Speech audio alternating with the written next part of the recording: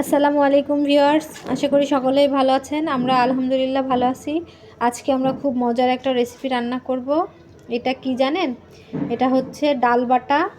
এর সাথে আরও আমরা মিশিয়ে নিয়েছি রসুন, কাঁচা ঝাল, চিংড়ি মাছ, হলুদ এবং লবণ। সবগুলো উপকরণকে খুব ভালোভাবে বেটে নিয়েছি। এবার এর মধ্যে দিয়ে দিলাম পেঁয়াজ কুচি এবং ধনেপাতা কুচি।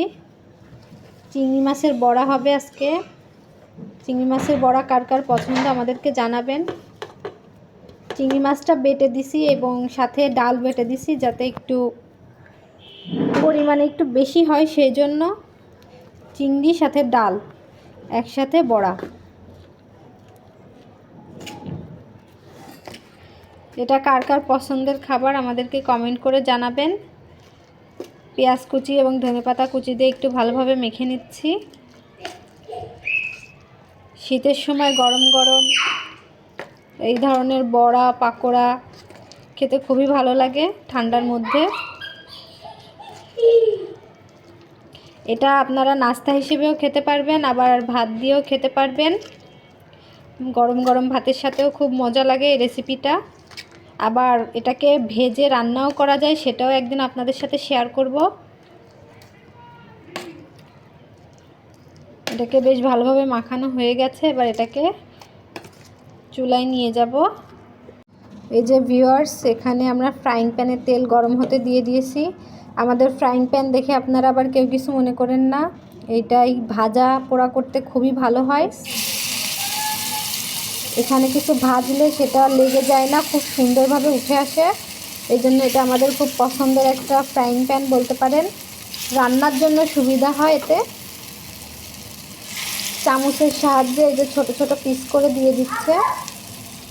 হাত দিয়ে দিলেও হয়, এটা একটু নরম হয়ে গেছে যার কারণে চামচ দিয়ে দিচ্ছে। আমাদের কাছে বেসন ছিল না দেখে আমরা চামচ দিয়ে ব্যবহার করতেছি। হ্যাঁ, একটু নরম হয়ে গেছে। পাটায় বাটলে এমন হতো না, আপনারা পাটায় বেটে নিতে পারেন, তাহলে হাত দিয়ে সুন্দর শেপ দিয়ে দেওয়া যাবে। এটাও খারাপ লাগতেছে না, দেখতে সুন্দর লাগতেছে।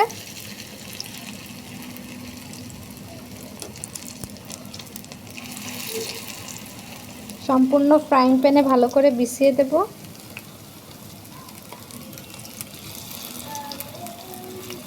দেখে কার কার জিভে পানি চলে এসেছে অবশ্যই কমেন্ট করে জানাবেন। এটা খুবই মজাদার এবং মুখরোচক একটা খাবার।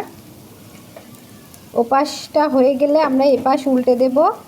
দেখতে থাকুন, ফিরে আসছি 2 মিনিট পরে। এই যে ভিউয়ার্স, বড়াগুলোকে উল্টে দেওয়া হয়েছে। এটাকে আর একটু ভাজা ভাজা করতে হবে, দেখতে থাকুন। ভিউয়ার্স, এই যে আমাদের ডাল চিংড়ির বড়া কমপ্লিট। এবার এটাকে উঠিয়ে নেব। এই যে একটা একটা করে উঠিয়ে নিচ্ছে আম্মু। এটার লুক দেখেন কতটা সুন্দর। আপনারা আপনাদের মন মতন কালার করে ভেজে নিতে পারেন, তবে আমাদের কাছে এটাই পারফেক্ট। একদম লাল লাল হয়েছে। এবার গরম গরম খাবো। আর একইভাবে সবগুলোকে ভেজে নেব। আমরা অনেকটা ডাল চিংড়ি একসাথে রাখছি, সবগুলোকে একইভাবে ভেজে নেব। সবগুলোকে ভেজে আবার আপনাদের কাছে ফিরে আসছি।